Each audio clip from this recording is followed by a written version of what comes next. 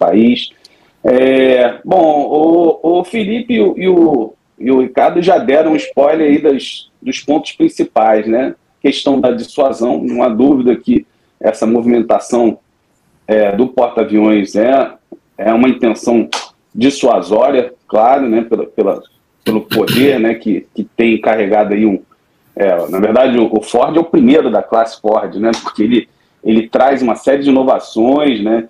E ele ainda tem muita coisa que está sendo desenvolvida com esse novo emprego, né? Tem catapulta eletromagnética, a própria o cabo, né?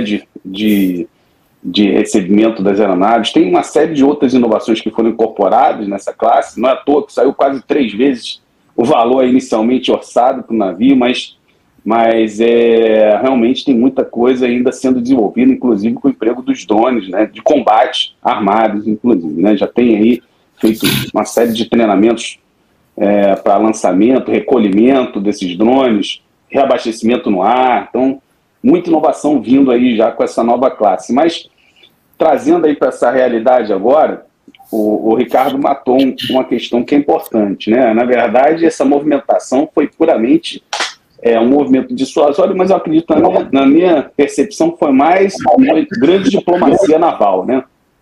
Ele já estava lá no Mar Adriático, né? É a sede, vamos chamar assim, de operação no Mediterrâneo ali do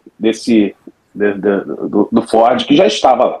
Então, essa movimentação foi apenas para dar esse apoio, na minha visão, diplomático. Porque, e na minha visão também, a questão da dissuasão é até complicada, né? Porque é muito poder sendo movimentado e as percepções, quando fala nesse campo das relações internacionais, as percepções são distintas pelos diversos atores na região. Então, e um outro ponto que o Ricardo já colocou, que eu acho que tem que ser bem pontuado, é a questão da simetria entre os atores nessa guerra, né? Que de fato o próprio ministro já declarou guerra, né? Então é uma guerra irregular. Faz sentido um porta-aviões numa guerra irregular, como a gente está vendo, né? É um ato terrorista, na verdade, o que ocorreu, e a resposta de Israel é uma resposta mais convencional, né? Em termos de combate armado, mas eu entendo que não faria muito sentido, né? Até porque um emprego, por exemplo, num porta-aviões, se fosse de fato real, você teria que cruzar ali espaço aéreo de outros países, você tem que ter um emprego efetivo da força, mas vai empregar contra um Estado-nação ali, quando na verdade são células terroristas que estão atuando na região. Então é muito complicado, né? Essa assimetria, e quando você está falando na guerra irregular, o emprego de forças convencionais, a resposta não pode ser tão na mesma medida.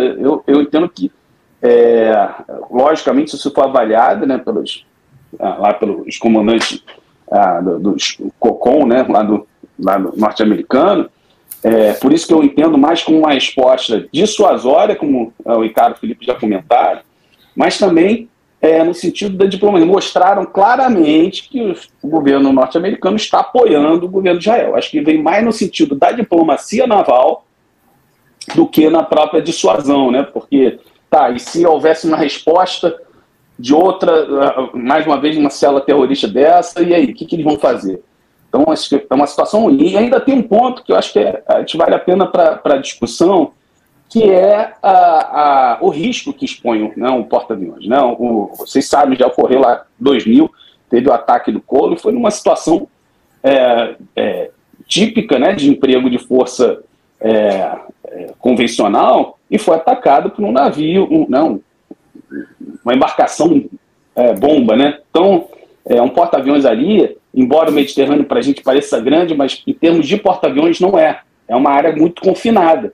Então, quanto mais ele vai se aproximando, né, daquela região, mais ele vai se expondo aos riscos. E hoje a gente tem meios que, como a gente viu agora na Ucrânia, né, tem esses drones, né, essas embarcações não tripuladas, né, kamikaze, até talvez outros que sejam submersíveis. A gente não sabe o que pode acontecer nessas respostas, o que essas células desenvolvem. E isso é uma tecnologia mais disponível, que pode estar expondo, né, o porta-aviões. Né? Isso sempre é um risco. Eles sabem disso. E quando você vai expor um porta-aviões dessa magnitude, né, estão falando de 5 mil homens embarcados. Né? Então, é um risco muito grande. Né? Imagina né, um ataque desse, e qual tipo de resposta que vai se ter numa situação dessa? Porque, mais uma vez, não é contra um Estado, é contra uma célula, né, um agente não convencional atuando contra uma arma convencional. Então, eu acho que é uma situação muito complicada, não vou me estender, mas eu entendo que é no sentido mais da diplomacia naval, mais até do que o dissuasório, porque vai ser dissuasório contra quem? Todos os atores daquela região já sabiam que o batalhão já estava lá no Mediterrâneo. O efeito dissuasório seria mais efetivo, vamos chamar assim, como o Felipe falou, quando você desloca de uma outra região para lá. Então você está demonstrando claramente aquele potencial emprego de força. Ele já estava ali no Mar Adriático, né? É a área de atuação dali onde estava o Ford alocado. Então, eu vejo nesse sentido. É mais uma demonstração clara na diplomacia naval de apoio, né, do governo norte-americano ao governo israelense.